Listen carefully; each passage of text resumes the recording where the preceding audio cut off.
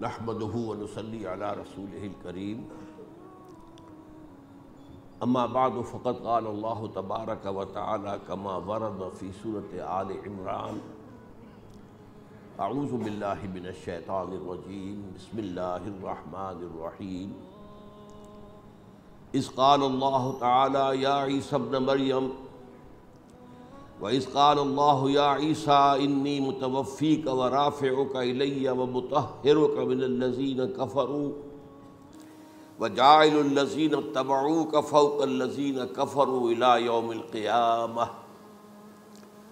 وقال عز وجل كما ورد في سورة النساء وقولهم إنا قتلنا المسيح عيسى ابن مريم وما قتلوه وما صلبوه ولكن شبه لهم وإن الذين اختلفوا فيه لفي شك منه ما لهم به من علم إلا اتباع الظن وما قتلوه يقينا وقال عز وجل كما ورد في سورة المائدة وكنت عليهم شهيدا ما دمت فيهم فلما توفيتني كنت أنت الرقيب عليهم وأنت على كل شيء شهيد وقال عز وجل كما ورد في سورة الزمر الله يتوفى الأنفس حين موتها والتي لم تمت في منامها فيمسك التي قضى عليها الموت ويرسل الأخرى إلى أجل مسمى صدق الله العظيم رب اشرح لي صدري ويسر لي امري واحلل عقدة من لساني يفقهوا قولي اللهم ربنا الهمنا رشدنا واعذنا من شرور انفسنا اللهم ارنا الحق حقا وارزقنا اتباعه وارنا الباطل باطلا وارزقنا اجتنابه آمین یا رب العالمین۔ آپ کے علم میں ہے کہ آج میں وفات مسیح کے موضوع پر گفتگو کروں گا۔ اس کے پس منظر کے ضمن میں چند باتیں آپ کو بتانا چاہتا ہوں۔ نمبر ایک تو یہ کہ جتنے بھی فتنے اٹھے ہیں امت میں اور جو اب بھی اٹھ رہے ہیں وہ سلسلہ ختم ہونے والا تو نہیں ہے۔ ثلاثون دجالون کذابون چلتا رہے گا قیامت تک۔ تو ان میں ایک مشترک بات یہ ہوتی ہے کہ وہ کسی ایسے مسئلے کو جس پر کہ موجودۃ الوقت حالات جو ہوتے ہیں ان کے مطابق فضا سازگار ہوتی ہے اور اس کا کوئی جذباتی پہلو بھی ہوتا ہے، لیکن جو امت کے اجماع کے خلاف ہوتا ہے اس پر ڈیرا لگاتے ہیں، اس پر گفتگو کرتے ہیں، اس کو لوگوں کے منوا لیتے ہیں۔ اس کا نتیجہ کیا ہوتا ہے کہ چونکہ وہ چیز مجمع علیہ ہوتی ہے، امت کا اجماع ہے 1400 برس سے، اب اگر اس شے کو انہوں نے غلط ثابت کر دیا اپنے زوم میں اور عام لوگوں سے کہ جو صاحب علم نہیں ہے، کہ جو نہیں سمجھ سکتے بات کو، اس سے منوا لیا، اس کا مطلب ہے کہ اب اس شخص کے معتقد ہو گئے اور اسلاف سے منحرف ہو گئے کہ یہ تو بے وقوف سے سب لوگ، یہ سارے ہمارے علماء، یہ سارے محدثین، یہ سارے مفسرین، یہ سب بے وقوف تھے، یہ بات بھی نہیں کر سکے۔ یہ ہے وہ شخص، یہ مجدد وقت ہے جس نے یہ بات کہی۔ اس کی ایک مثال یہ ہے وفات مسیح کا معاملہ۔ اس کی ایک مثال میں آپ کو دیتا ہوں، ایک دوسرا فطرہ، وہ بھی غلام احمد کے نام سے شروع ہوا، غلام احمد پرویز۔ وہ یتیم پوتے کی وراثت کا مسئلہ لے کر کھڑا ہو گیا۔ جیسے یہ غلام احمد قادیانی وفات مسیح کا کیسے ہو سکتا ہے کہ ہمارے نبی جو ہے وہ تو فوت ہو کر زیر زمین دفن ہو گئے اور یہ عیسیٰ جو ہے یہ آسمان پر اٹھا لیے، کیسے ممکن ہے؟ اب ظاہر بات ہے عام آدمی جو ہے مسلمان جس کی حضور سے محبت ہے، حضور کی دل میں تعظیم ہے، عظمت ہے، عقیدت ہے، وہ اس جال میں پھنس جائے گا۔ پھر وہ اپنے دلائل کے ساتھ اس کو جو ہے وہ، اور چونکہ ماحول بھی جو میں سب عرض کروں گا کہ اس کے موافق ہو جاتا ہے اس وقت۔ غلام احمد پرویز نے کیا کہ یتیم پوتے کا مسئلہ، اب یہ اجماع ہے اگر کسی شخص کا کوئی بیٹا اس کی زندگی میں فوت ہو جائے تو اس کا وراثت میں حصہ نہیں ہوتا، وراثت ہوتی ہے انہی میں جو اس کی موت کے وقت موجود ہو، بیٹے ہوں بیٹیاں ہوں۔ اب اگر جو فوت شدہ بیٹا ہے اس کے کوئی یتیم بچے ہیں تو اب اس میں بڑی ایک جو ہے دلیل، دیکھیے جی یتیم بچے بیچارے وہ محروم ہو گئے، یتیم بچوں کا تو زیادہ حق ہونا چاہیے۔ تو یہ تو اب قانون جو ہے اگر یہ اس پر اجماع ہے تو پھر وہی بات کہ یہ سب بے وقوف لوگ تھے، اور یہ تو بڑے سخت دل اور سنگ دل لوگ تھے جنہوں نے یہ بات گھڑ رکھی ہے۔ یہ میں نے آپ کو دو مثالیں دے دی۔ اب ظاہر بات ہے کہ جو اسلام کا قانون میراث ہے، قانون وراثت ہے، اس کی کچھ بنیادیں ہیں، اس کے کچھ اصول ہیں، ان اصولوں پر وہ کھڑا ہے اور اس کے مطابق جو فیصلہ ہے وہ ہے۔ تو بہرحال یہ میں نے آپ کو مثال دی ہے کہ کسی ایسے مسئلے کو لے کر اس پر ڈیرا لگا لینا، مورچہ بنا لینا، اس سے اپنی عقیدت پیدا کر لینا، اسلاف سے برگشتہ کر لینا کہ یہ کوئی لوگ سمجھدار نہیں تھے، یہ بے وقوف لوگ تھے، جاہل لوگ تھے۔ اچھا، اب اسی پس منظر میں سمجھیے کہ 19ویں صدی کے اواخر میں کیا صورتحال ہندوستان میں ہو گئی تھی۔ انگریز آ گیا تھا اور 1857 کے بعد اس کی براہ راست حکومت قائم ہو گئی تھی۔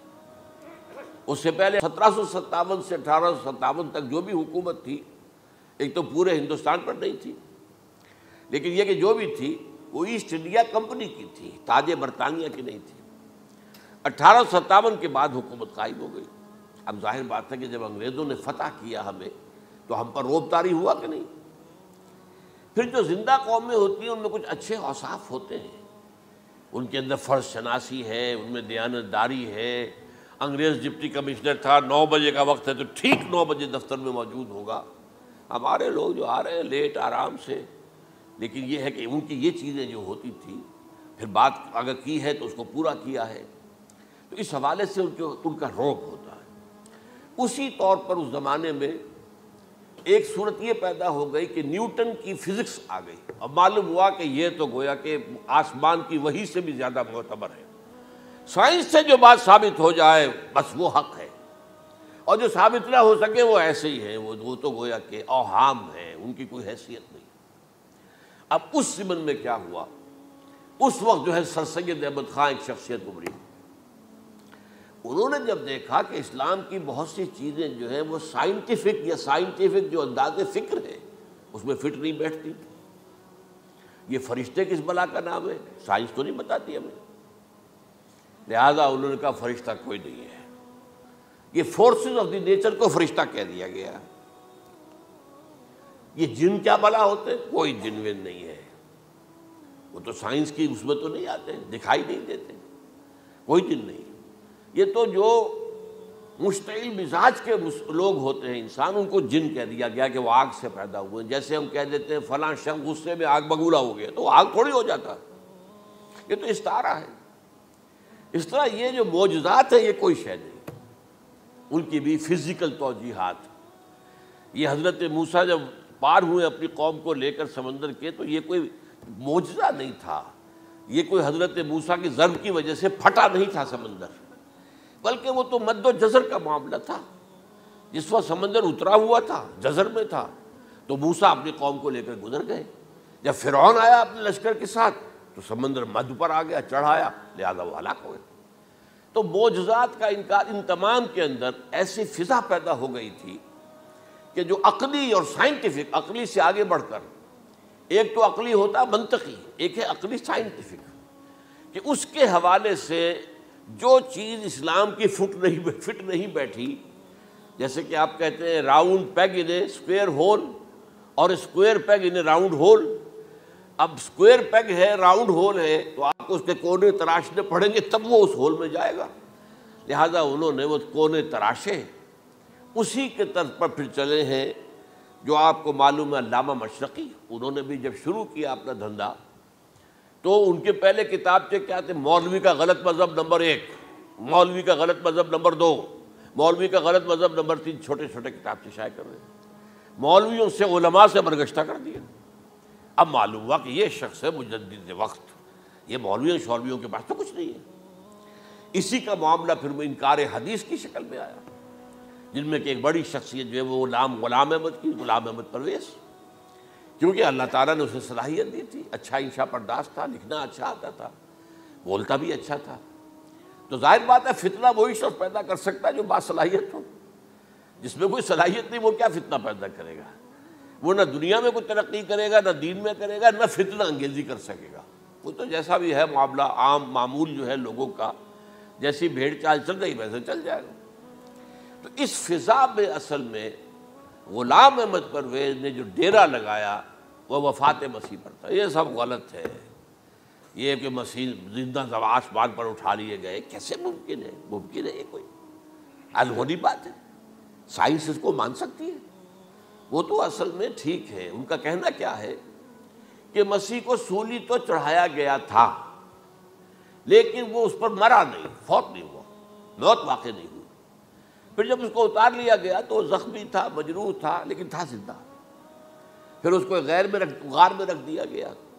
پھر اس کے جو معتقدین تھے انہوں نے اس کی مرہم پٹی کی، اس کا علاج کیا، پھر وہ ٹھیک ٹھاک ہو کر پھر وہ وہاں سے چلا گیا، وہاں چھوڑ گیا اپنے اس شہر کو، یروشلم کو، اور اس ملک کو، فلسطین کو، اور پھر وہ آ گیا کشمیر میں، اور کشمیر میں وہ فوت ہوا۔ اس کی قبر موجود ہے، کسی قبر کی کوئی پرانی بوسیدہ قبر کا نام لے لیا، فلاں قبر جو ہے وہ عیسیٰ ابن مریم کی۔ یہ ہے سارا معاملہ۔ اب ظاہر بات ہے کہ چونکہ ایک انسان کا زندہ آسمان پر اٹھایا جانا، وہ جو سائنسی ذہن ہے وہ اس کو نہیں مانے گا۔ چاہے قرآن مجید کے اندر تو خرق عادت اور بھی بہت سے ہیں۔ آخر اصحاب کہف 300 برس تک سوتے نہیں رہے، یہ کوئی سائنس کے حساب کتاب سے صحیح ہے؟ یا یہ ہے کہ حضرت عزیر علیہ السلام 100 برس تک مردہ رہے پھر زندہ کر دیے گئے، ان کا گدھا بھی زندہ کر دیا گیا جیسا کہ سورہ بقرہ میں آیا، لیکن ان کا کھانا جو ہے وہ صحیح رہا، اس کو مسا نہیں، اس میں کوئی بدبو نہیں آئی۔ تو واقعات ہوتے ہیں ایسے، اللہ تعالیٰ جو چاہے کرے، خرق عادت ٹھیک ہے۔ فطری قانون جو بھی ہے، جو لاز آف دی نیچر اللہ نے بنائے ہیں اور اس کے مطابق ہی دنیا چل رہی ہے، لیکن اللہ تعالیٰ کے ہاتھ ٹوٹ نہیں گئے، بند نہیں ہو گئے، اختیار ختم نہیں ہو گیا۔ میں کیا کروں؟ میں تو قانون بنا بیٹھا، اب تو میں کچھ نہیں کر سکتا۔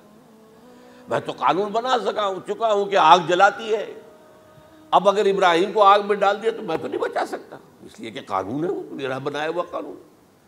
لیکن ہم یہ سمجھتے ہیں، ہمارا ایمان ہے اللہ تعالیٰ جو ہے وہ قادر مطلق ہے، وہ جب چاہے اپنے ہی بنائے ہوئے کسی قانون کو توڑے۔ اسی کو کہتے ہیں خرق عادت۔ خرق کے معنی ہوتا ہے پھاڑ دینا، توڑ دینا۔ جیسے کہ وہ سورہ کہف میں لفظ آتا ہے کہ وہ حضرت موسیٰ کو جن کے پاس بھیجا گیا تھا، بزرگ کے پاس، انہوں نے اس کشتی کا جس میں وہ سوار تھے اس کا ایک تختہ پھاڑ دیا، توڑ دیا، خرقہ۔ تو خرق عادت، عادت سے مراد کہ عام عادی قانون، laws, physical laws, chemical laws جو بھی دنیا میں چل رہا ہے، بایولوجیکل لاز، ان کو جب چاہے اللہ توڑے اور اپنی خصوصی مشیت کا اس کے اندر اظہار کر دے۔ اب اس سلسلے میں جو میں نے آیات آپ کو سنائی ہیں، اور اسی طرح کی کچھ اور آیات بھی ہیں، ان میں قادیانی نے اور قادیانیوں نے اصل ڈیرا لگایا ہے لفظ وفات پر۔ اصل میں یہ لفظ کیا ہے جو لوگ عربی زبان سے واقف نہیں، ان کو بڑی آسانی، وفات وفات وفات، یہ تو آ گیا، توفیتو، توفیتا، متوفی کا، اے موسیٰ میں تمہیں وفات دے دوں گا، اے اللہ جب تو نے مجھے وفات دے دی، تو وفات تو قرآن میں ہے۔ پھر اس کے ہوتے ہوئے یہ مفسرین کو کیا ہو گیا؟ ان کا دماغ خراب ہو گیا تھا۔ یہ تمام محدثین جو ہیں اتنی عقل بھی نہیں تھی۔ تو یہ وہ بات جو میں پہلے بیان کر چکا ہوں۔ اب میں آپ کو بتاتا ہوں اصل میں عربی زبان کا قاعدہ۔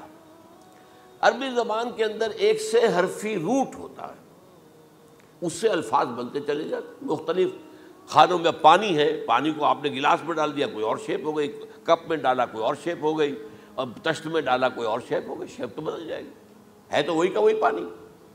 تو اسی طریقے سے مثلاً میں مثال دے رہا ہوں آپ کو، علم یعلم، علم، کسی شے کو جان لیا، عالم یعلم، اعلامن، کسی کو کچھ بتا دیا، علم خود جان لیا، اور عالم یعلم اعلامن، کسی کو کچھ بتا دینا، علم یعلم تعلیمن، کسی کو کوئی بات بڑی اچھی طرح ذہن نشین کرانا، بار بار دہرانا، سمجھا دینا، یہ تعلیم ہو گئی۔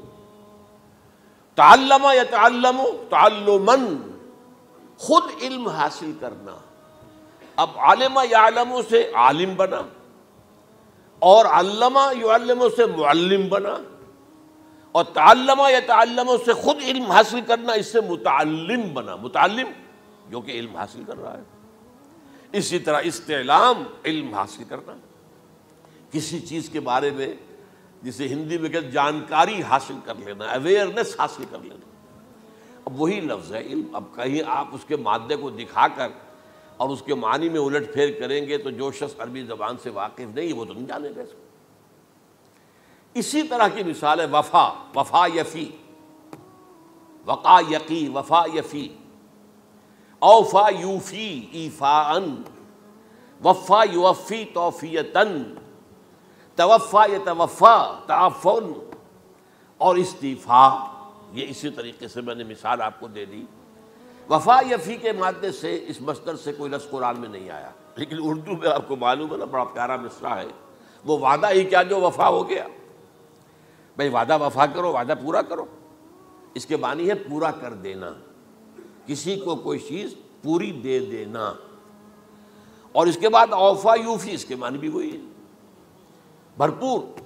اس سے بنے گا اوفو بعہدی اوف بعہدکم، یہ جو سورہ بقرہ کے 5ویں رکوع میں آیا ہے، یہودیوں تم میرے عہد کو پورا کرو تو میں تمہارے عہد کو پورا کروں گا، تم میرے عہد کو پورا کرو، میں نے تم سے عہد لیا تھا کہ جو رسول نبی امی آئیں گے، نبی رسول امی، اس کو تمہیں ماننا ہے، اس کا ساتھ دینا ہے۔ اوفو بعہدی، اب اس عہد کو پورا کرو، اوف بعہدکم، تو میں تمہارے ساتھ برکات خیرات جیسی پہلے رہی ہیں ابھی باقی رکھوں گا۔ وفا یوفی، پورے اہتمام سے پورا کر دینا، کسی کو دے دینا چیز پورے اہتمام کے ساتھ، جیسے علم یعلم، پورے اہتمام کے ساتھ درجہ بدرجہ ایک بات ذہن نشین کرنا۔ یوفی، اس کا جیسے وَإِبْرَاهِيمَ الَّذِي وَفَّى، ذرا اس ابراہیم کا تذکرہ کرو جس نے سارے تقاضے جو اللہ کے تھے پورے کر دیے، بھرپور۔ جو امتحان آیا اس میں وہ ثابت قدم نکلے۔ توفا یا توفا، یہ آیا کسی شے کو پورا پورا لے لینا۔ اب ایک ہے پورا پورا دے دینا، ایک ہے پورا پورا لے لینا، ایک ہے کسی کو علم دینا، علم یعلم تعلیماً، کسی کو پورا دینا، وفا یوفی توفیتاً، کسی سے علم حاصل کرنا، تعلم یتعلم تعلماً، کسی سے پورا پورا لے لینا ہے، توفا یتوفی، اور اسی طرح استیفاءً، کسی سے پورا لے لینا۔ یہ لفظ آیا ہے ویل للمطففین الذین اذا اکتالوا علی الناس یستوفون واذا کالوہم ووزنوہم یخسرون۔ ہلاکت و بربادی ہے ان ڈنڈی مارنے والوں کے لیے جو جب تول کر لیتے ہیں تو پورا لیتے ہیں، اور جب دیتے ہیں تو اس میں کمی کر دیتے ہیں، ڈنڈی مار جاتے ہیں۔ الا یظن اولئک انہم مبعوثون، کیا انہیں یاد نہیں رہا ہے کہ یہ دوبارہ اٹھائے جائیں گے، اللہ کے سامنے کھڑے ہوں گے، حساب ہوگا پورا پورا، پیسے پیسے کا۔ تو یہ میں نے آپ کو اس گردان سے بتا دیا کہ ایک ہی لفظ جو ہے وہ کتنے معنی دے رہا ہے۔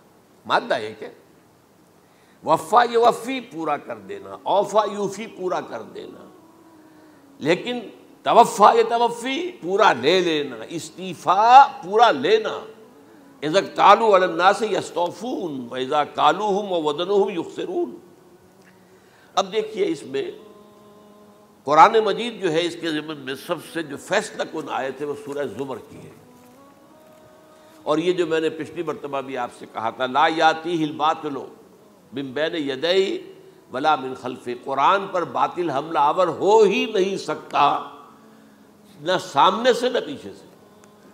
اب دیکھیے یہ ساری آیتیں جن میں حضرت مسیح کا ذکر ہے اور وفات کا لفظ جو ہے مختلف صورتوں میں استعمال ہوا ہے، اس میں سورہ زمر جو کہ مکی صورت ہے اس میں ہے وہ کانٹے دار آیت جس سے مسئلہ حل ہوتا ہے۔ وہ کیا ہے؟ وہ میں نے آپ کو سنائی ہے، اللہ یتوفی الانفس حین موتہا، اللہ قبض کر لیتا ہے، لے لیتا ہے نفس کو اس کی موت کے وقت، واللتی لم تمت فی منامہا، اور جس کے مرنے کا وقت نہیں آیا، مرا نہیں ہے، اس کی نیند میں لے لیتا ہے۔ فیمسک التی قطع علیہ الموت، تو جس پر موت کا فیصلہ ہو چکا ہے اس کو تو روکے رکھا ہے، موت کے وقت لیا اور روکے رکھا۔ اور ویرسل الاخری الی اجل مسمی، اور جو دوسرے ہیں جن کی موت کا وقت نہیں آیا ان کو مؤخر کر دیتا ہے، واپس کر دیتا ہے، لوٹا دیتا ہے۔ اب سوال یہ، نیند میں کیا چیز اللہ لیتا ہے؟ کیا جان لیتا ہے؟ جائز بات ہے نہیں، شعور نہیں چلا گیا۔ ایک ہے انسان کا شعور، وہی تو سب سے اعلیٰ شے ہے، سب سے اونچی چیز تو وہی ہے۔ یہ شعور ختم ہو گیا تو انسان کہاں رہا؟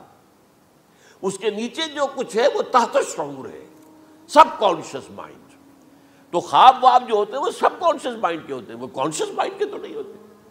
جو کانشیسنس ہے، شعور جو ہے، اور خاص طور پر خود شعوری، وہ نیند میں اللہ سلب کر لیتا ہے۔ تو محض شعور کے لیے بھی وفات کا لفظ آ گیا۔ ابھی تو جان یہی ہے، جو سویا ہوا ہے وہ مرا تو نہیں ہے، زندہ ہے۔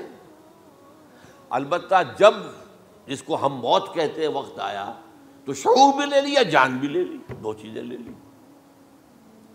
حضرت عیسیٰ پر پورا اطلاق ہوا، مجسم عیسیٰ کو لے لیا، شعور بھی لے لیا، جان بھی لے لی اور بدن بھی لے لیا۔ تو گویا کہ لفظ توفا کا کامل اطلاق تو صرف عیسیٰ پر ہو رہا ہے۔ ہم جب مرتے ہیں تو ہمارا جسم تو یہی رہتا ہے، وہ تو گیا قبر میں، پورا قبض نہیں کیا اس نے، پوری شے کو اپنے قبضے میں نہیں لیا، جسم تو یہی ہے۔ لیکن یہ کہ موت کے اندر ظاہر بات ہے کہ جان گئی، اور جان ہی اصل چیز ہے۔ جب جان نکل گئی تو یہ کیا ہے؟ یہ تو یوں سمجھیے کہ اب ایسی چیزیں جلدی سے قبر میں دبا دو، ورنہ یہ سڑے گی، گل جائے گی۔ اور قبر میں بھی کیا ہوگا؟ کیڑے ویڑے کھائیں گے، ختم کریں گے، الا ماشاءاللہ جس کو اللہ چاہے۔ انبیاء کرام اور شہداء کی جسموں کو اللہ تعالیٰ نے محفوظ رکھا ہوا ہے، واللہ عالم۔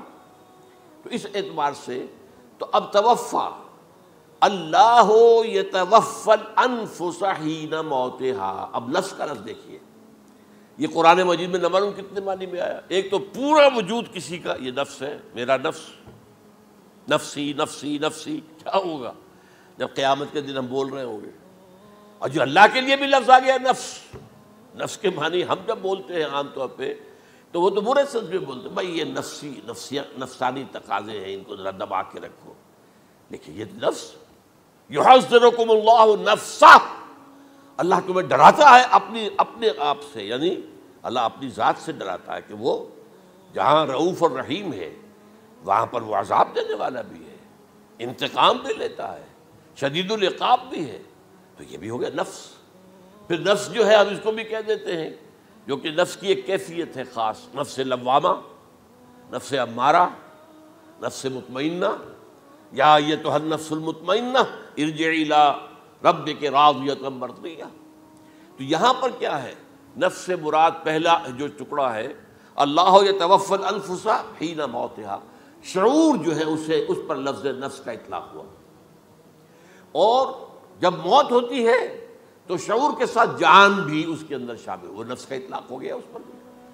اور اصل میں لفظ توفا جو ہے اس کا حقیقی مفہوم اگر پورا ہوا ہے اس معنی میں کہ پورا کا پورا لے لینا، تو وہ تو صرف حضرت مسیح علیہ السلام کے بارے میں ہے۔ شعور جمع جان جمع جسم، وہ سب کے سب اللہ تعالیٰ نے لے لی۔ تو یہ اصل میں اس آیت کے اوپر جو ان لوگوں نے زور لگایا ہے، اس میں اس اعتبار سے کہ یہ لفظ وفات جو ہے اس کے اوپر جو ہے عام طور پر وفات کے معنی ہے موت ہے، حالانکہ قرآن مجید میں موت کا لفظ بھی تو آیا ہے نا، ان موتہا واللتی لم تمت، یہ سارے الفاظ موت کا لفظ بھی تو آتا ہے نا۔ لیکن یہ کہ وفات کا لفظ بھی ہے، کوئی شک نہیں ہے، حضور کی وفات ہو گئی، فلاں کی وفات ہو گئی، یہ بھی ہے، لیکن یہ اس کا ایک استعمال ہے۔ وفا یفی، اوفا یوفی، وفا یوفی، توفا و یتوفی، استیفا یستعفی، یہ سارے الفاظ اسی سے وفا کے لفظ سے بن رہے ہیں۔ اب یہ کہ اس کے ضمن میں عقلی بات آپ کے سامنے رکھنا چاہتا ہوں۔ یہ تو میں نے آپ کے سامنے اس لفظ کے حوالے سے، کیونکہ سارا ڈیرا اس لفظ پر ہے ان کا۔ دیکھیے پہلی بات عقلی طور پر یہ ہے جو قرآن سے ثابت ہے، رسول کبھی قتل نہیں ہو سکتا اور رسول کبھی مغلوب نہیں ہو سکتا۔ اس میں فرق ہے نبی اور رسول کا، نبی قتل ہو سکتا ہے، رسول قتل نہیں ہو سکتا۔ اب یہ علیحدہ بحث ہے، نبی کون ہوتا ہے، رسول کون ہوتا ہے۔ اس میں جو اجماع ہے تمام امت کا وہ کیا ہے کہ رسول خاص ہے، نبی عام ہے۔ نبی بہت آئے ہیں، 1.25 لاکھ آئے ہیں بعض روایات کی روح سے، رسول بہت تھوڑے 313 آئے ہیں۔ قرآن مجید میں یوں سمجھیے کہ 20 کے قریب تو انبیاء کا ذکر ہے، اور 5-7 ہیں جو رسول ہیں۔ حضرت نوح رسول ہیں، آدم تو رسول نہیں تھے، نبی تو تھے۔ حضرت شیس رسول تو نہیں تھے، نبی تو تھے۔ حضرت ادریس رسول تو نہیں تھے، نبی تو تھے۔ نبی تو رسول جو ہیں پہلے وہ تو حضرت نوح ہے۔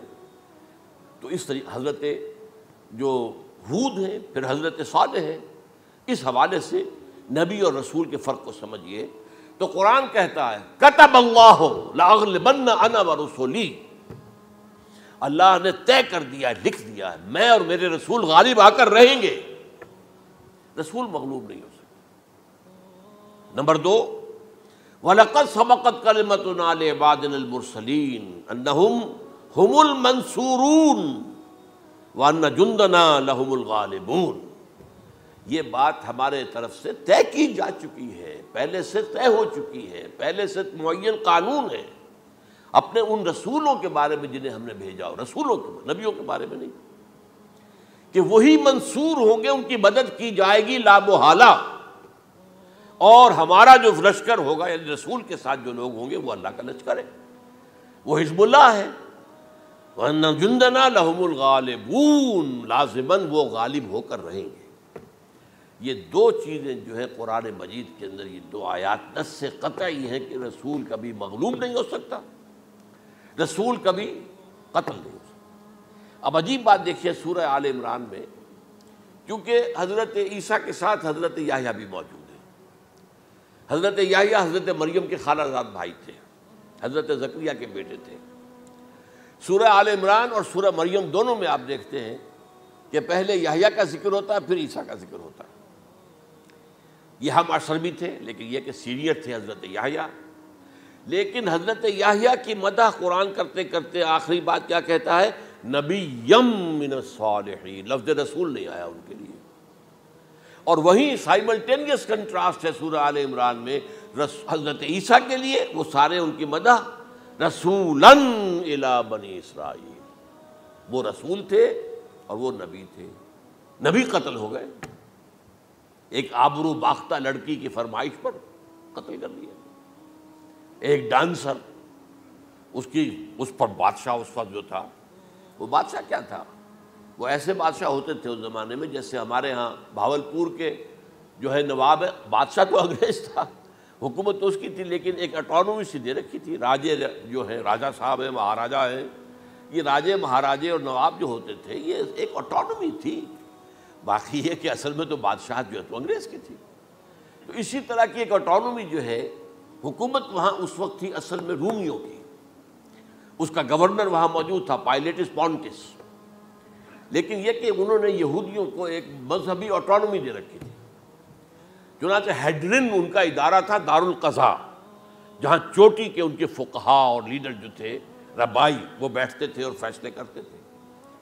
کسی مذہبی معاملے میں جو فیصلہ وہ کر دیتے تھے یہ ان میں معاہدہ تھا، وہ فیصلہ جو ہے وہ پھر ایگزیکیوٹ کیا جائے گا، وہ فیصلہ آخری ہوگا ان کا۔ وہ خود تو سزا نہیں دے سکتے، سزا تو گورنر دے گا، لیکن یہ کہ اگر ہیڈرن جو ہے ان کا جو وہ ہے ادارہ ٹاپ کا، وہ اگر سزا دے دے، سلا دے، تو گورنر کو وہ سزا دینی پڑے گی۔ یہ ان کا طے تھا معاملہ۔ تو اس نے حضرت مسیح علیہ السلام کو مرتد قرار دیا، جو ہیڈرن ان کا سب سے اونچا ادارہ تھا۔ اس اعتبار سے ان کو جو ہے، لیکن جیسا کہ میں بتا رہا تھا کہ حضرت عیسیٰ رسول تھے، وہ قتل نہیں ہو سکتے تھے، مغلوب نہیں ہو سکتے تھے، لیکن حضرت یحییٰ نبی تھے، ان کو وہی جو اس وقت کا جو یہودیوں میں سے جو بادشاہ تھا نام کا، جو ہیروڈ اینٹیپاس، یوں سمجھیے کہ اس نے کچھ بہت حرام کاری کی ہوئی تھی، شاید اپنے بھائی کی کسی بیوہ کو، وہ مجھے ایگزیکٹلی یاد نہیں ہے، بغیر اس کے کہ وہ عدت مدت پوری ہو، پھر نکاح ہو، اسے اپنے گھر میں ڈالا ہوا تھا، اور اس کی جو لڑکی تھی اس کے اوپر بھی عشق آ گیا تھا، آپ کو دل آ گیا تھا، شادی بھی کرنا چاہتا تھا اس سے، اور اس کا ڈانس تھا، اس پر کہا مانگو کیا مانگتی ہو۔ تو اس نے کہا، اس لیے کہ حضرت یحییٰ جو ہے تنقید کرتے تھے بہت کہ یہ تم کیا حرام کام کر رہے ہو، تم نے جس طریقے سے جس عورت کو گھر میں ڈالا ہوا ہے تم گناہ کر رہے ہو، تم شریعت کے خلاف کام کر رہے ہو۔ اس کو کہا تھا یو ڈاٹر آف سن، اس لڑکی کو کہا تھا تم جو کہ گناہ کی بیٹی ہو. اور وہ ناراض تھے, وہ ملکہ بھی جو تھی اس وقت تھی, اور یہ اس کی بیٹی بھی بہت ناراض تھے. تو انہوں نے کہا, مجھے وعدہ لے لیا کہ دیکھو جو کہہ رہے ہیں, جو مانگوں گی مانگنا پڑے گا. ہاں مانگوں گا, مجھے یحییٰ کا سر چاہیے. ایک دفعہ تو وہ کانپ گیا, اسے اندیشہ تھا کہ اگر یحییٰ کو میں نے قتل کر دیا تو یہودیوں کے اندر ہو سکتا بغاوت ہو جائے. لیکن پھر اس نے پھر تانا دیا, تم کیسے بادشاہ ہو, اپنا وعدہ پورا نہیں کرتے. پھر انہوں نے کہا ٹھیک ہے, حکم دیا. اور وہ جیل میں تھے پہلے سے ہی, وہاں گیا اور جو ہے ان کا سر قلم کیا, لا کے پیش کر دیا. تو نبی جو ہے جن کی بڑی مدح ہوئی ہے سورہ مریم کے اندر, جب آپ پڑھیں گے تو ان کی شان جو ہے, لیکن نبی تھے, صرف رسول نہیں تھے.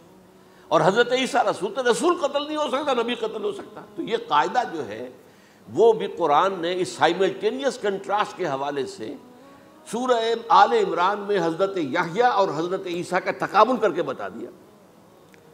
تو ایک تو بات یہ ہے کہ اس اعتبار سے میں جو آپ کو آیت سنا چکا ہوں, یہ جو جرائم جو ہے سورہ نساء کے اندر یہودیوں کے اللہ تعالیٰ نے بیان کیے ہیں, ان میں سے یہ بھی ہے وَقَوْلُهُمْ إِنَّا قَتَلْنَا الْمَسِيحَ عِيسَىٰ ابْنَ مَرْيَمَ. اور ان کا یہ کہنا کتنا بڑا جرم ہے جو یہ کہہ رہے ہیں, ہم نے عیسیٰ ابن مریم کو قتل کر دیا. لیکن یہاں ایک عجیب کیفیت ہے, رسول اللہ کے رسول کو. عام طور پر اس کی کنسٹرکشن کو لوگ سمجھے نہیں ہیں, وہ سمجھتے ہیں انہوں نے خود ہی کہا رسول اللہ, انہوں تو رسول اللہ کہتے تو قتل کیسے کرتے. یہ اللہ نے کہا, اچھا ان کا کہنا یہ ہے کہ اللہ کے رسول کو قتل کر دیا. وَقَوْلُهُمْ إِنَّا قَتَلْنَا الْمَسِيحَ عِيسَىٰ ابْنَ مَرْيَمَ رسول اللہ, ان کا یہ کہنا کہ ہم نے عیسیٰ ابن مریم کو, مسیح کو قتل کر دیا, وہ اللہ کے رسول کو. وَمَا قَتَلُوهُ وَمَا صَلَبُوهُ, انہوں نے نہ اسے قتل کیا نہ سولی پہ چڑھایا, وَلَٰكِن شُبِّهَ لَهُمْ, بس مشابہت پیدا کر دی گئی ان کے لیے, شبہ میں ڈال دیا گیا ان کو. وَإِنَّ الَّذِينَ اخْتَلَفُوا فِيهِ لَفِي شَكٍّ مِّنْهُ, اور جو لوگ اختلاف کر رہے ہیں ان کے بارے میں وہ بس شکوک میں مبتلا ہیں. مَا لَهُم بِهِ مِنْ عِلْمٍ, ان کے پاس کوئی علم نہیں ہے. إِلَّا اتِّبَاعَ الظَّنِّ, صرف گمان کی پیروی کر رہے ہیں. وَمَا قَتَلُوهُ يَقِينًا, اور ہرگز قتل نہیں کیا. یہ کلیئر سورہ نساء کی آیت نمبر 157 ہے. اب یہاں ایک سوال پیدا ہوتا ہے, پھر کون قتل ہوا؟ واقعہ تو ہوا ہے, سولی کا واقعہ ایک ہسٹوریکل واقعہ ہے. پھر کون صلیب پہ چڑھا؟ حضرت عیسیٰ تو صلیب پر نہیں چڑھ سکتے, اس لیے کہ صلیب کی موت کو سمجھا جاتا تھا بہت ذلت کی موت ہے, بہت حقارت کی موت ہے, بہت ملعون موت ہے. تو جب عیسیٰ مغلوب نہیں ہو سکتے تو صلیب پہ کیسے چڑھا دیے جائیں گے؟ قتل ہونا تو بعد میں ہوگا نا, پہلے تو آپ صلیب پر لٹکائیں گے اس کو نا, تب وہ جب مرے گا تو کہیں گے قتل بھی ہو گیا, ہم نے قتل کر دیا. صلیب کیا ہوتی تھی یہ معلوم ہے آپ کو؟ ایک لمبی لکڑی, ایک جو ہے ٹرانسفرس آ جائے گی اس کے اوپر, اور اس میں سے یہ ہے کہ اس کے دونوں, ایک شخص کے جو ہے دونوں ہاتھ وہ نیل کر دیے جاتے تھے, یہ جو اوپر جو ہے کراس کا جو نشان ہے وہ کیلیں ٹھوک کر لگا دیے گئے, اور پاؤں دونوں جو ہے وہ پیروں کے اندر کیلیں ٹھوک کر وہ اس لمبی لکڑی کے ساتھ جو نیچے سے آ رہی ہے اس میں لگا دیے.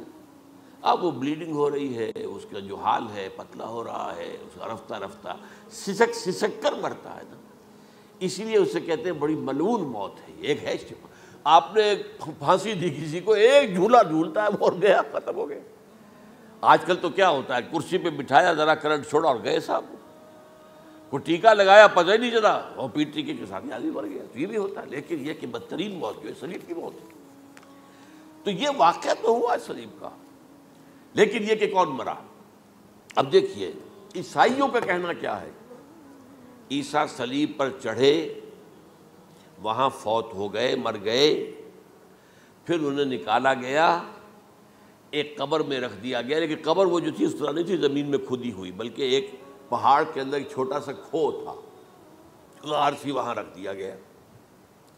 لیکن وہاں سے وہ زندہ ہو گئے. اگلے دن جب لوگ آئے تو دیکھا وہ قبر تو خالی ہے, عیسیٰ کہاں گئے؟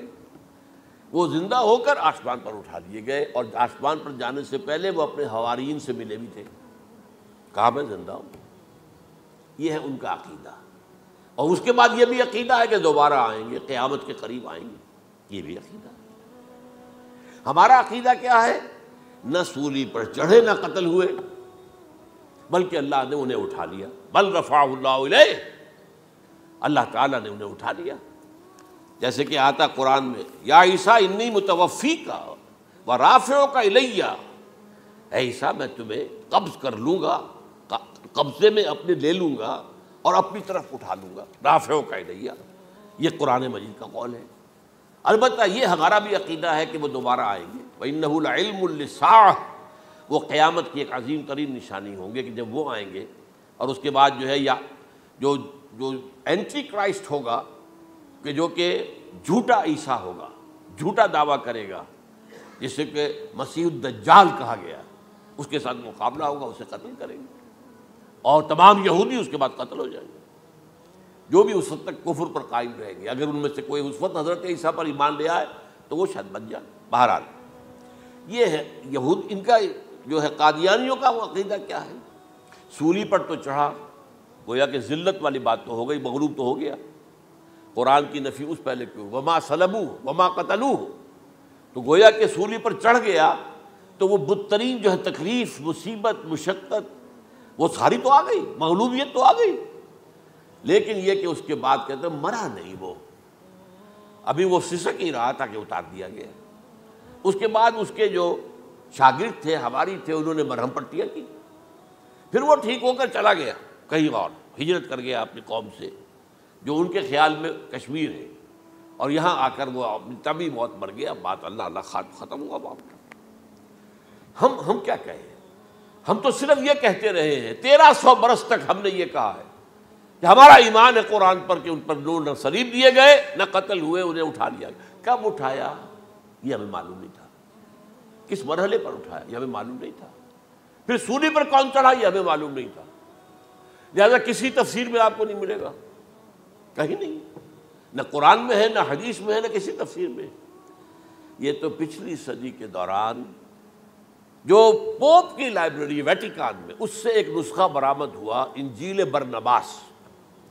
اب یہ بھی آپ کو معلوم ہونا چاہیے کہ انجیلیں 104 تھیں، جن میں سے 4 جو ہے سلیکٹ کی گئی ہیں، 100 انجیلیں اور ہیں جنہیں وہ اپوکریفل کہتے ہیں، غیر مستند انجیلیں، اپوکریفل، اور یہ ہے کینونیکل، قانونی، یہ ہے کہ جو مستند ہیں 4، لیکن جو 100 اور ہیں ان میں سے ایک یہ بھی ہے برنباس، اور برنباس کے بارے میں عیسائی مانتے ہیں کہ وہ بھی حضرت عیسیٰ علیہ السلام کے حواریین میں سے ایک تھے، وہ انجیل نکل آئی، اب وہ چھپ بھی گئی ہے۔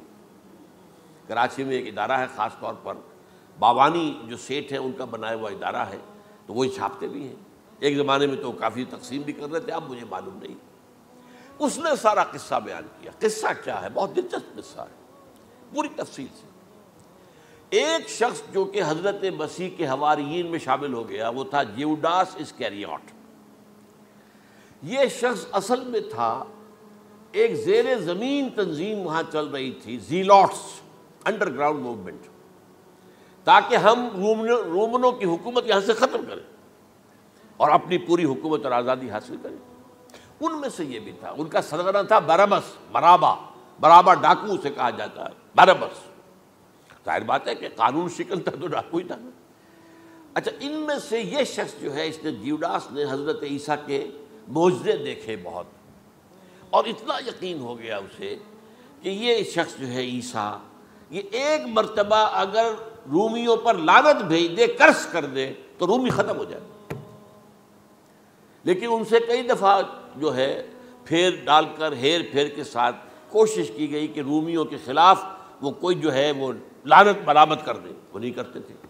یہ ایک علیحدہ بات ہے، کیوں نہیں کرتے تھے، یہ اس وقت میرا موضوع نہیں ہے۔ منہاج عیسوی کیا تھا، منہاج موسوی کیا تھا، منہاج محمدی کیا تھا، ان میں فرق ہے۔ لِكُلٍّ جَعَلْنَا مِنْكُمْ شِرْعَةً وَمِنْهَاجًا، سورہ مائدہ میں آیا، تمام رسولوں کے لیے ہم نے ایک ایک منہاج، ایک ایک شریعت علیحدہ علیحدہ دی ہے۔ بہرحال منہاج عیسوی کچھ اور تھا، تو یہ نہیں کہتے تھے۔ اب اس نے کیا کیا کہ وہ اپنے ڈاکو سرغنے سے اجازت لے کر ان کے حواریین میں شامل ہو گیا، اعتماد حاصل کیا، اور بار بار کوشش کی کہ یہ بد دعا دے دیں، رومیوں کو نہیں دی۔ اب اس نے سوچا کہ انہیں اگر ذاتی طور پر تکلیف پہنچے گی تو زبان سے کلمہ نکل ہی جائے گا نا کوئی لعنت کا. اس نے پکڑوایا حضرت عیسیٰ کو، کیونکہ جب یہ فیصلہ ہو گیا تھا ان کے قتل کا، ہیڈرن جو ہے ادارہ وہ دے چکا تھا، اس کا فتویٰ تھا یہ واجب القتل ہے، یہ مرتد ہے، لہذا اس کو قتل کر دیا جائے. اور یہ فیصلہ جو ہے وہ رومی گورنر تک پہنچایا جا چکا تھا. رومی گورنر نے یہاں تک کہا، یہ سینٹ جو متی کی انجیل ہے اس میں موجود ہے، بھائی ہمارے پاس تو اس کا کوئی جرم نہیں ہے، ہمارے ہاں کوئی ایسی بات اس کی نہیں ہے جس سے کہ ہم اسے واجب القتل قرار دیں. ان کا نہیں، ہمارا حکم ہے، ہمارا فیصلہ تمہارا طے ہے، چاہے مذہبی معاملے میں کوئی فیصلہ ہمارا ہوگا تو تمہیں جو ایگزیکیوٹ کرنا ہوگا. بہرحال اس وقت حضرت مسیح روپوش ہو گئے گرفتاری سے بچنے کے لیے. ایک باغ میں تھے وہ، وہاں پر رات کے وقت انہوں نے اپنے حواریین کے ساتھ لاسٹ سپر کہتے ہیں اس کو، لاسٹ سپر کھانا کھایا، آخری کھانا تھا. اور اس کے بعد اس نے فرمایا آج کی رات تم میں سے ایک میرے خلاف غداری کرے گا.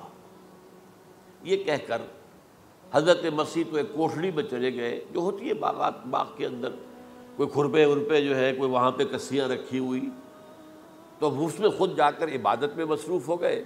اپنے حواریین سے کہا کہ تم بھی عبادت کرو. وہ حواریین سو گئے. اب یہ اسکریوٹ جو ہے یہ اٹھا، یہ گیا رومیوں سے جا کر کہا میں پہنچا دیتا ہوں عیسیٰ تک، پکڑوا دیتا ہوں، آؤ میرے ساتھ. 30 ان کے آدمی آئے. اس سے کہا باغ کے باہر کھڑے رہو تم، میں اندر جاؤں گا، تھوڑی دیر کے بعد تم آنا، جسے میں کہوں اے میرے استاد، پکڑ لینا اسی کو. یعنی رومنز کو معلوم نہیں تھا کہ یہ کون ہے عیسیٰ، لیکن یہ کہ یہ تو یہودیوں کو معلوم تھا نا سب کچھ. ہوا کیا کہ وہ جب اندر آیا ہے اور کوٹھڑی میں داخل ہوا، اسی وقت اس کی شکل بدل دی گئی حضرت مسیح کی. شبہ لہم، مشابہت پیدا کر دی گئی، شبیہ بدل دی گئی، اور چھت پھٹی، 4 فرشتے اترے اور حضرت مسیح کو لے کر آسمان پر چلے گئے. تو باہر آیا وہ، تو جیسے ہی وہ یہ باہر آیا وہ باقی ہماری جان گئے، اے ہمارے استاد. اسی وقت جو ہے وہ رومی داخل ہو گئے تو پکڑ لیا. تو اصل میں گرفتار ہوا ہے برنباس کی انجیل کے مطابق یوڈاس اسکریوٹ، وہ سولی چڑھا ہے. لعنتی موت اس پر آئی. کیوں آئی ہے؟ غداری کی اس نے، بٹرے کیا حضرت مسیح علیہ السلام کو. تو وہ تو مستحق تھا، کوئی ظلم نہیں تھا. اگر عیسیٰ کی جگہ کسی اور کو دے دیا جاتا ایسے کسی کو پکڑ کر تو وہ تو ظلم ہو جاتا نا، اس کا تو کوئی جرم نہیں تھا. تو یہ تو واقعی مجرم تھا. وہ سولی چڑھا ہے اور حضرت عیسیٰ کو اٹھا لیا. یہ ہے وہ ساری تفصیل جو کہ انجیل برنباس کے اندر موجود ہے. The gospel of our Lord according to Saint Barnabas, یہ اس کا نام ہے. ایونجیلیم برنابے، یہ جو ہے یونانی زبان میں اس کا نام ہے یا لیٹن میں. بہرحال یہ ہے معاملہ. تو پہلی بات تو یہ ہے کہ عقلی طور پر رسول نہ مغلوب ہو سکتا ہے نہ قتل ہو سکتا ہے. ہمارا عقیدہ ہے ماں صلبوہ و ماں قتلوہ.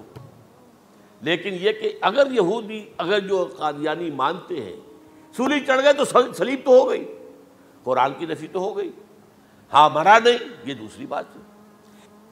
دوسری بات یہ ہے کہ رسولوں کے باب میں اللہ کا قانون کیا ہے. اگر کسی قوم کی طرف رسول کو بھیجا اور اس قوم نے بحیثیت مجموعی انکار کر دیا، رد کر دیا، ریجیکٹ کر دیا، پوری قوم ہلاک، اور رسول اور اس کے جو چند ساتھی ایمان لے آتے تھے وہ وہاں سے ہجرت کر کے چلے جاتے تھے.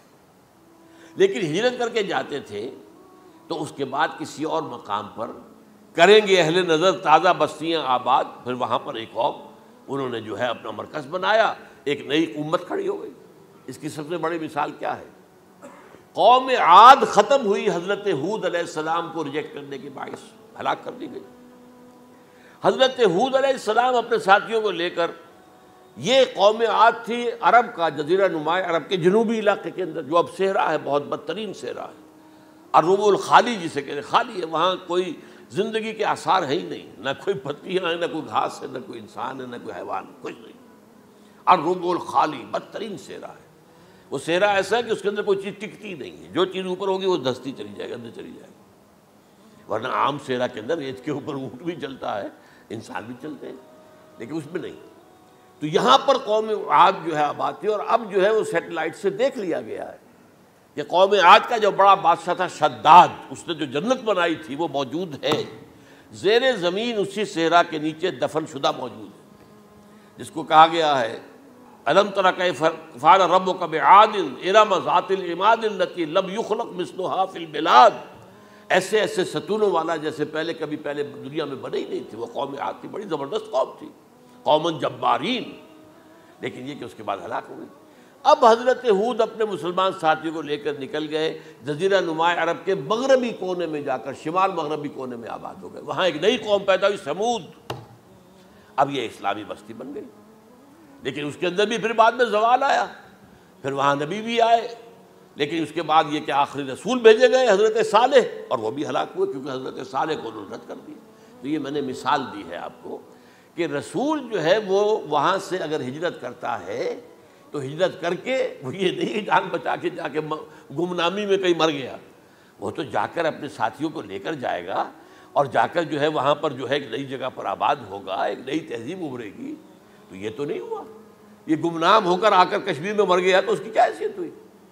حضرت عیسیٰ علیہ السلام یا تو اگر ہجرت کرتے، یا جب انہیں معلوم ہو گیا تھا کہ میرے قتل کا فتویٰ ہو گیا ہے، تو آپ وہاں سے ہجرت کر سکتے تھے، لیکن اپنے ساتھیوں کو تو لے کر جاتے نا، اپنے حواریین کو لے کر جاتے، اور کہتے ہیں 12 حواریین کے علاوہ اور بھی کوئی 70 کے قریب لوگ تھے جو ان پر ایمان لائے تھے، ان کو لے کر جاتے، کسی جگہ جا کر آپ آباد ہوتے، وہاں ایک نئی جو ہے بستی بنتی، وہاں مسلمانوں کی ایک آبادی ہوتی۔ تو ان میں سے تو کوئی شے بھی نہیں ہوئی، بات ہی ختم ہو گئی۔ لہذا عقلی طور پر بھی یہ بات ثابت نہیں ہو سکتی، خلاف عقل ہے، قرآن کے اصولوں کے خلاف ہے کہ وہ سولی چڑھے ہوں لیکن مرے نہ ہوں، پھر اتر گئے تو مرہم پٹی کر دی۔ اچھا، کیا رومنوں کو اور یہودیوں کو پتہ نہیں چلا کہ مریم پٹی ہو رہی ہے اس کی اور عیسیٰ مرا نہیں ہے؟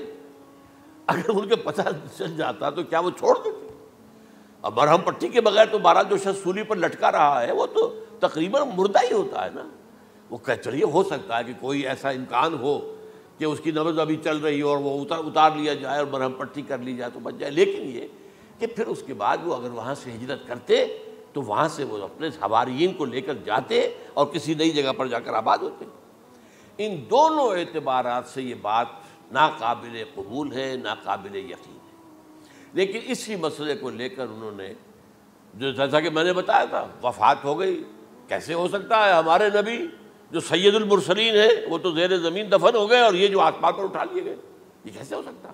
بس اس کے اوپر عام لوگ جو ہیں وہ متاثر ہوئے، اور خاص طور پر وہ سائنٹیفک مائنڈ جو بن گیا تھا، تو چونکہ سائنس کے اس خاکے کے اندر وہ بات فٹ نہیں بیٹھتی، لہٰذا ان لوگوں نے اس کو قبول کیا۔ اب یہ کہ یہ جو واحد استثناء ہوا ہے یہ کسی اور کے ساتھ نہیں ہوا۔ ویسے حضرت مسیح کی پوری شخصیت مستثنیٰ ہے، بن باپ کے تو کوئی اور رسول پیدا ہوا ہی نہیں، نہ نبی پیدا ہوا۔ پھر وہ معجزے جو حضرت مسیح کو ملے کسی نبی کو نہیں ملے۔ حضرت صالح کو ایک ہی معجزہ ملا تھا نا ایسا کہ لوگوں نے کہا کہ تم یہ اس چٹان میں سے ابھی ایک گابن اونٹنی برآمد کر کے دکھا دو، وہ دکھا دی گئی، پھر ہلاک کر دیے گئے۔ لیکن جو اور معجزے حضرت مسیح کو دکھائے ہیں وہ بچپن میں بولے ہیں، گود میں تھے یا پگھوڑے میں تھے، بولے ہیں انی عبد اللہ آتانی الکتاب و جعلنی نبیا۔ یہ بات نہ ہوتی تو حضرت مریم کے کیا حشر کرتی قوم کہ تمہاری بغیر شادی کے یہ کہاں سے لے آئی ہو تم، یہ تو ولد الزنا ہے۔ پھر تو یہ سارا معاملہ جو ہے حضرت عیسیٰ بولے ہیں وہاں پہ، خود وہ بچہ بولا ہے۔ اب اس کے بعد بولنے کی لوگوں کے اندر کیا گنجائش تھی؟ زندہ کو مردہ کر دینا، ثم بإذن اللہ، مردہ زندہ ہو گیا، اور تخلیق حیات، ایک پرندہ بنانا گارے کا، پھونک مارنا اور اڑتا ہوا پرندہ بن جائے، ایک کوڑی کے جسم پر ہاتھ پھیرنا اور کوڑ ختم، ایک مادرزاد اندھے کی آنکھوں پر ہاتھ پھیرنا اور بینائی آ گئی۔ یہ سارے معجزات، یہ مستثنیٰ شخصیت ہے۔ ان کا یہ استثناء کیوں کیا گیا، یہ بڑی تلخ بات ہے، یہ یاد کر لیجیے، کیونکہ یا تو قوم اسی وقت ہلاک کر دی جاتی جیسا کہ ہوا قوم نوح، قوم ہود، قوم عاد، قوم سمود، قوم شعیب، یہ ہوا کہ نہیں ہوا؟ اور صدوم اور عمورہ کی بستیاں جہاں حضرت لوط بھیجے گئے، اور آل فرعون جو ہلاک کیے گئے، یا تو پوری قوم ہلاک کی جاتی؟ نہیں، یہ یوں سمجھیے کہ اس پورے معاملے کو درمیان میں سے ایک وقفہ دے دیا گیا، حضرت عیسیٰ کو اٹھا لیا گیا۔ اور حضرت عیسیٰ دوبارہ آئیں گے۔ یہ کیوں کیا گیا؟ اب اس میں بڑی تلخ بات آپ سے کہہ رہا ہوں، یہ آپ کے لیے قبول کرنا آسان نہیں، حلق سے نیچے اٹھنے کی مشکل سے۔ اس قوم کو زندہ رکھا گیا ہے جو ملعون اور مغضوب علیہم قوم ہے۔ سب سورہ فاتحہ میں مفسرین لکھتے ہیں ضالین یہ نصارہ ہیں اور مغضوب علیہم یہ یہودی ہیں، اور قرآن کہتا ہے لعن الذین کفروا من اہل الکتاب علی لسان داؤد عیسی ابن مریم، لعنت کی گئی ایک ملعون اور مغضوب قوم کے ہاتھوں۔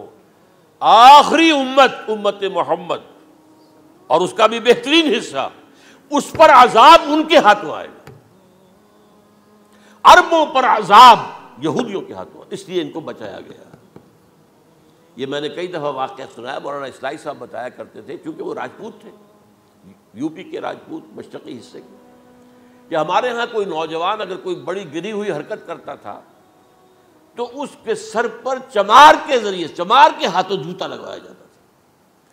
اگر راجپوت کے سر پر راجپوت کا جوتا گرا تو چلو تکلیف تو ہوئی، لیکن یہ کہ راجپوت ہی کا جوتا گرا ہے نا، پڑا ہے، لیکن راجپوت کے سر پر چمار کا جوتا، جس کو آپ انگریزی میں کہتے ہیں to add insult to injury, وہ تکلیف بھی ہے جوتا کھانے کی اور انسلٹ ہے کہ ایک چمار مار رہا ہے۔ یہ امت سب سے خیر امت ہے، کنتم خیر امت اخرجت للناس۔ اس کے لیے عذاب بھی بدترین آئے گا، اور کن پر آئے گا؟ اس امت کا جو اصل نیوکلیس ہے عرب، جس کے بارے میں حضور کی حدیث موجود ہے ویل للعرب، عرب کے لیے بہت بڑی ہلاکت ہے۔ اور آج ہماری نظر میں آ رہا ہے وہ ملعون اور مغضوب علیہم قوم، ان کے سینے کے اندر خنجر کی طرح بھونکی گئی ہے، اور 30 کروڑ کے قریب عرب بے حمیتی، بے غیرتی، بزدلی، کمزوری، ذلت، مسکرت کی مثال بنے ہوئے۔ کوئی بول سکتا ہے اس اسرائیل کے خلاف؟ کوئی بول سکتا ہے؟ 30-35 لاکھ آدمی ہے اسرائیل کے اندر یہودی، اس سے زیادہ تو امریکہ میں 50 لاکھ کے قریب، کل 1.25 کروڑ آدمی ہے یہ یہودی پوری دنیا کے اندر۔ لیکن دیکھیے جو چاہتا کرتا ہے، جب چاہا اس نے عراق کے ایٹمک انسٹالیشن کو تباہ کر دیا، اور سعودی عرب کی فضا میں اس کو فیول کیا ہے انہوں نے، دوبارہ ری فیولنگ جو ہوئی ہے ان کے جہازوں کی، وہ سعودی عرب کی فضا میں ہوئی۔ یہ صورت جو ہے عربوں کے اوپر، اور اب جو آنا ہے آرمگدان، کیونکہ پوری عیسائی دنیا یہودیوں کے قبضے میں ہے، اور یہ رومی ایک حدیث کی روح سے 80 علم لے کر حملہ آور ہوں گے تم پر، اور یہ ہوگا مڈل ایسٹ میں۔ آپ کو معلوم ہے پوری دنیا میں کہا جا رہا ہے 3rd ورلڈ وار جو ہونے والی ہے وہ مڈل ایسٹ میں ہوگی، اور میں ٹوائنبی کا قول آپ کو سنا چکا ہوں، 1950 کا قول ہے اس کا۔ یہ اس وقت تک تو سوال ہی پیدا نہیں ہوتا تھا، سارا تصادم جو ہو رہا تھا وہ ایک طرف روسی اور اس کے ساتھی تھے، روس اور اس کے ساتھی، دوسری طرف یہ مغربی یورپ اور امریکہ تھا۔ کوئی مسلمانوں اور عیسائیوں کی کسی جنگ کا تو کوئی امکان نظر ہی نہیں آتا تھا۔ لیکن ٹائنبی نے کہا ہے، جو سب سے بڑا فلاسفر آف ہسٹری ہے 20ویں صدی کا، کہ اب جو جنگ ہوگی بڑی، جو اس نیکسٹ سینچری کی، 21st سینچری کی، وہ در حقیقت کمیونزم کے درمیان اور کیپٹلزم کے درمیان نہیں ہوگی، بلکہ عیسائیوں اور مسلمانوں کے درمیان ہوگی۔ یہ میں اس کا حوالہ بھی پورا آپ کو دے چکا ہوں، اس نے یہ کہاں یہ بات کہی۔ تو یہ ہے، یہ بات جان لیجئے، اور مڈل ایسٹ میں ہوگی، گریٹر اسرائیل بنے گا۔ حدیث میں خبریں، یہ سارے مسلمان ممالک تمہارے ہاتھ سے نکل جائیں گے مسلمانوں، یہ عراق اور اردن اور یہ اور وہ، یہاں تک کہ ترکی، سعودی عرب کا بھی شمالی حصہ نکل جائے گا۔ البتہ مدینے کا جو ان کا پروگرام ہے اس کو اللہ نہیں پورا ہونے دے گا، مدینے میں داخلے کی ان کو اجازت نہیں ملے گی۔ بہرحال یہ سارا کچھ ہونے والا ہے۔ وہ وقت بھی آنے والا ہے کہ حضور کی ایک حدیث کے مطابق ایک شخص کے 1000 بیٹے ہوں گے تو 999 ختم ہو جائیں گے، ایک بچے گا۔ یہ وقت بھی آنے والا ہے کہ حضور فرماتے ہیں اتنی بڑی جنگ ہوگی، اتنی خوریزی ہوگی کہ پوری زمین اٹ جائے گی لاشوں سے۔ تو پرندہ جو ہے، کوئی ایک تو پرندے ہوتے ہیں کہ جو مردار خور ہے، گدھ ہے، وہ تو بڑی خوشی سے اتریں گے، تناول فرمائیں گے لاشوں کو۔ اسی طریقے سے کوے ہیں، چیلے ہیں، لیکن جو نفاست پسند پرندے ہیں وہ لاش کے اوپر اترنا نہیں چاہتے۔ تو ایک پرندہ اڑتا چلا جائے گا، اسے کہیں زمین پر اترنے کی جگہ نہیں ملے گی، لاشیں ہی لاشیں ہوں گی، یہاں تک کہ وہ تھک ہار کر اس کے جو ہے پر جواب دے جائیں گے، گرے گا تو لاش پر گرے گا۔ یہ وقت آنے والا، اور یہ یہودیوں کے ہاتھوں، یا یہودیوں کے جو سپورٹرز ہیں اس وقت، جو ان کے ہاتھ میں آلہ کار ہیں، ان کے ہاتھوں آنا ہے۔ میرے نزدیک اس کام کے لیے اس ملعون قوم کو، کہ جو حضرت عیسیٰ کے زمانے سے ملعون ہو چکی ہے، اس کو باقی رکھا گیا ہے، اسے یہ موقع دیا گیا ہے۔ اس نے اسرائیل بنا لیا ہے، تقریباً 2000 سال کے بعد وہ دوبارہ آ کر آباد ہوئے اس سرزمین میں جہاں سے نکال دیے گئے تھے 70 عیسوی کے اندر۔ یہ سارا کچھ کیوں ہو رہا ہے؟ تو در حقیقت میرے نزدیک واللہ عالم حکمت خداوندی اس میں یہ ہے، انہیں روک کر رکھا گیا ہے اور حضرت عیسیٰ کو اٹھا لیا۔ پھر وہی عیسیٰ آئیں گے اور انہی کے ہاتھ میں یہ ہلاک ہوگی، سوائے اس کے چونکہ جو ایک میں نے آپ کو کئی دفعہ حوالہ دیا ہے، فلاڈلفیا ٹرمپٹ ایک رسالہ نکلتا ہے پروٹیسٹنٹ عیسائیوں کا، انہوں نے یہ لکھا ہے، اس نے لکھا ہے ایک پرچے کے اندر کہ جب حضرت مسیح آئے گی اینٹی کرائسٹ ہوگا، وہ لکھا اس نے کہ وہ یہودی ہوگا، حالانکہ وہ پرو یہودی ہے۔ وہ جتنے بھی یہ جو کرسچن زائنسٹ ہیں، یہ تو یہودیوں سے بڑھ کر زائنسٹ ہیں، ان کے بڑے سپورٹرز ہیں۔ تو لیکن اس نے لکھا ہے اینٹی کرائسٹ ول بی اے جیو۔ ابھی کچھ عرصے پہلے آپ کو یاد ہوگا نوسٹریڈیمس کا بڑا چرچا ہو گیا تھا، اس کی جو ہے وہ پیشن گوئیاں، اور یہ کہ ایک مسلمان ہوگا اینٹی کرائسٹ، اور صدام کے بارے میں اشارے کیے جا رہے تھے کہ وہ اینٹی کرائسٹ ہوگا وغیرہ وغیرہ۔ لیکن انہوں نے لکھا ہے کہ وہ اینٹی کرائسٹ یہودی ہوگا، اور اس نے لکھا 80% یہودی قتل ہو جائے گا۔ یہ میں نے ایک تعویل کی ہے اپنے ذہن میں کہ 20% شاید وہ ہوں جو حضرت عیسیٰ کی جو سیکنڈ کمنگ ہے، آمد ثانی کے موقع پر ان پر ایمان لے آئیں اور وہ بچ جائیں۔ لیکن جو بھی حضرت عیسیٰ کا انکاری ہوگا وہ ختم کر دیا جائے گا، جیسے قوم نوح ختم ہوئی، قوم ہود ختم ہوئی، قوم عاد ختم ہوئی، قوم صالح ختم ہوئی، اسی طریقے سے۔ تو یہ قانون خداوندی پورا ہونا ہے۔ بس ایسے ہی ہے جیسے کسی کو پھانسی کا حکم تو ہو گیا ہو لیکن ابھی ایگزیکیوشن نہ ہوئی ہو، ہوتا ہے 2 سال 3 سال گزر جاتے ہیں کہ پھانسی کا حکم ہے لیکن یہ کہ اب وہ پھانسی نہیں ہو رہی ہے، وہ اپیلوں در اپیلوں معاملہ چل رہا ہے۔ یہ ہے میرے نزدیک واللہ عالم، اللہ تعالیٰ نے یہ کوڑا ان مسلمانوں کے لیے رکھا ہوا ہے۔